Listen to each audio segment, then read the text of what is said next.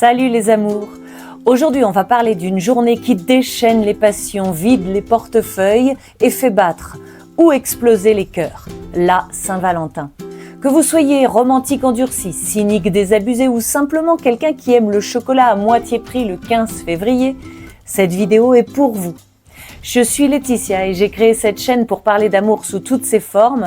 Abonnez-vous pour faire grandir cette communauté et surtout activez la cloche pour ne manquer aucune occasion d'explorer ensemble ce qui nourrit et transforme l'amour.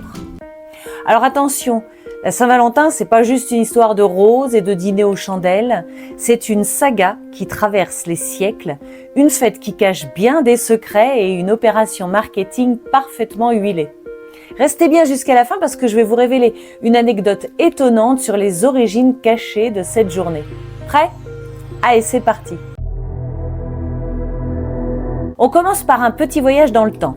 Avant d'être synonyme de bouquet hors de prix ou de restaurant dégoulinant de ballons en forme de cœur, la Saint-Valentin, c'est une histoire de coups de trick et de martyrs. Oui, l'histoire commence de manière plutôt gore. Direction la Rome antique et les Lupercales. Les Lupercales, c'est une fête païenne de purification et de glorification de la nature féconde. Elle était célébrée le 15 février. Alors, imaginez de jeunes hommes presque nus, courant dans les rues, en frappant plus ou moins doucement les femmes qu'ils croisent avec des lanières en peau de chèvre. Pourquoi ? Pour les rendre fertiles, voyons. Cette ambiance antique est assez loin des cœurs en satin et des pétales de rose, n'est-ce pas ? Voilà pour les coups de trick. Pour le martyr, vous vous en doutez, c'est celui de ce fameux Saint-Valentin. Valentin était un prêtre chrétien du IIIe siècle installé à Rome. À l'époque, l'empereur Claude II interdit aux soldats de se marier. Il pensait qu'ils seraient de meilleurs guerriers s'ils restaient célibataires. Quelque part, ça se défend, on est sans doute un peu moins motivé pour aller se faire trouer la peau quand on a quelqu'un qui nous attend dans la douceur d'un foyer. Mais le bon prêtre Valentin, romantique avant l'heure, brave l'interdit. Il continue à célébrer des mariages en secret. Résultat, il est arrêté, condamné à mort et exécuté la veille des Lupercales, le 14 février 269. Vérité vraie ou vérité revisitée pour construire une légende, ça, impossible de le savoir. Toujours est-il que cette coïncidence des dates entre la fête de la fertilité et le sacrifice d'un défenseur de l'amour va donner naissance à une tradition forte. Dès le Moyen-Âge, après la canonisation de Saint-Valentin de Terni, appelé aussi Saint-Valentin de Rome, le 14 février devient une journée dédiée à l'amour. En Angleterre, on associe cette date au retour des beaux jours et au début de la saison des amours chez les oiseaux. Au XIVe siècle, Geoffroy Chaucer, l'auteur des Contes de Canterbury, immortalise cette idée dans un poème. This was St. Valentine's Day, when all the birds come to choose their mates. C'était la Saint-Valentin, le jour où tous les oiseaux viennent se trouver un partenaire. Et c'est ainsi que la fête s'enracine dans notre imaginaire collectif.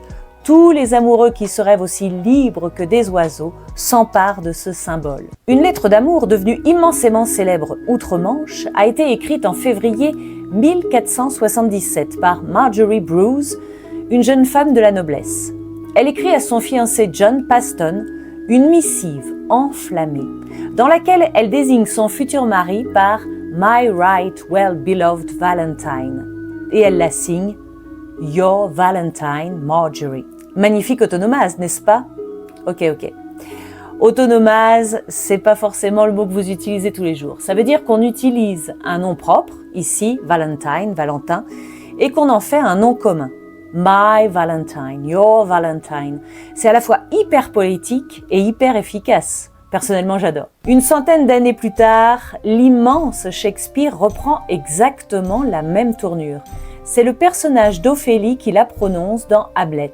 Tomorrow is St. Valentine's Day, all in the morning betime, and I am made at your window to be your Valentine. Je vous donne la traduction par Victor Hugo, s'il vous plaît. Bonjour, c'est la Saint-Valentin. Tous sont levés de grand matin, me voici vierge à votre fenêtre pour être votre Valentine. On retrouve l'autonomase, mais il me semble qu'elle n'est pas passée dans le langage courant en français, contrairement à l'anglais. En tout cas, ce petit quatrain troussé par Shakespeare consacre définitivement Saint-Valentin comme le saint patron des amoureux. La Saint-Valentin, c'est désormais une sorte de superstar mondiale. Dans quelques minutes, je vais vous révéler comment elle a pris autant d'ampleur il y a bientôt 2 siècles. Mais d'abord, observons qu'on ne la célèbre pas partout de la même façon, loin de là. Au Japon, le jour de la Saint-Valentin, ce sont les femmes qui offrent des chocolats aux hommes. À tous les hommes de leur entourage, pour ne pas faire de jaloux. Ce sont les giri shoko, chocolat d'obligation, pour les collègues ou les amis. Mais il y a aussi le Honnyo shoko, Honnyo signifiant préféré. On réserve donc ce chocolat à l'être aimé. Plus tard, le 14 mars, c'est au tour des hommes d'offrir giri shoko et Honnyo shoko. On appelle ça le White Day. En Corée du Sud, la séquence continue jusqu'au 14 avril avec le Black Day. Ce jour-là, les célibataires se retrouvent pour manger des nouilles à la sauce noire.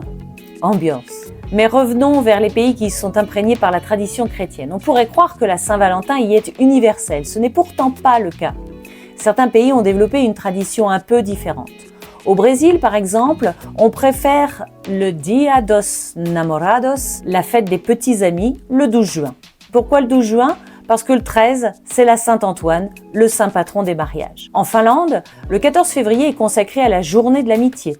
On célèbre les amis et les proches plus que l'amour. Saviez-vous qu'en plus de la Saint-Valentin, il y avait dans la tradition européenne bien d'autres événements en rapport avec l'amour ? Le 1er mai, avec son traditionnel brin de muguet, était souvent l'occasion de déclarer sa flamme. Il y a aussi la Sainte-Catherine, le 25 novembre, où les jeunes femmes célibataires de 25 ans portaient des chapeaux extravagants pour attirer, qui sait, le bon prétendant. Et parfois, ça marchait. Et puis, il y a la Saint-Amour, le 9 août, moins connu mais tellement poétique.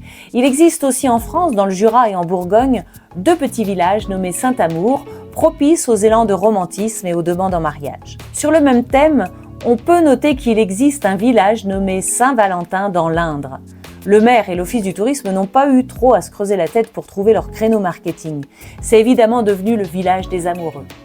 Chaque année, des couples du monde entier s'y rendent pour se prendre en photo devant la pancarte Saint-Valentin, renouveler leurs vœux ou apposer un cadenas sur le panneau des amoureux.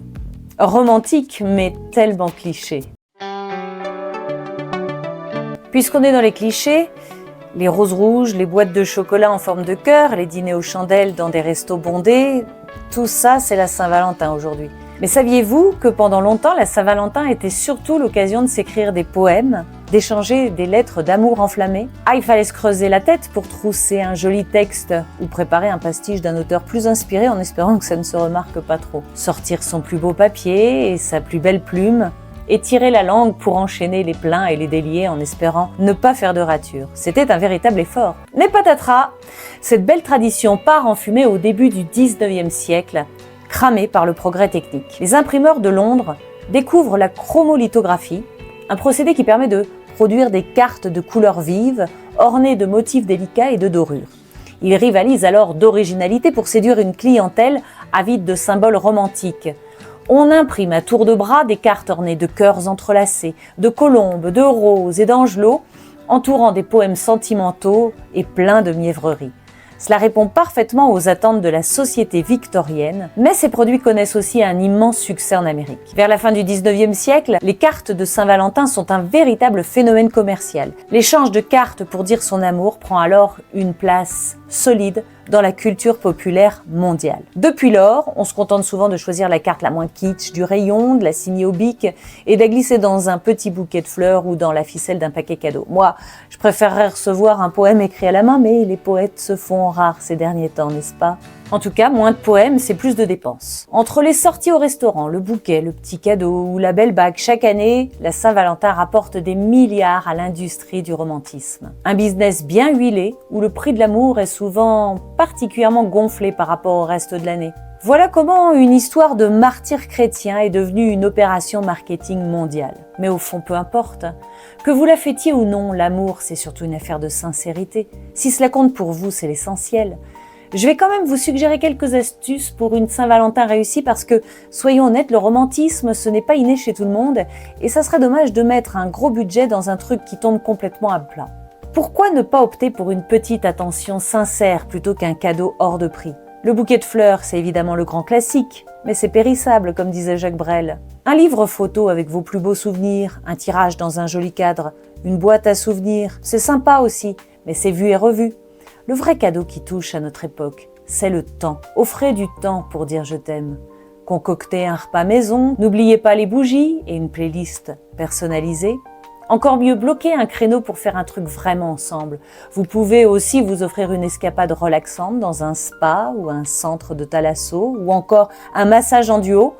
Le massage fait maison est aussi une idée qui rapproche et qui ne coûte quasiment rien. Et si vous voulez vraiment sortir des sentiers battus, si vous êtes tous les deux prêts à oser le truc de dingue qui vous fera passer pour des tarés dans votre entourage, offrez-vous une journée entière sans téléphone, sans réseaux sociaux. Consacrez-vous entièrement l'un à l'autre. Allez vous promener, marchez le nez en l'air, parlez, vivez des moments simples mais sincères et complètement improbables car complètement déconnectés.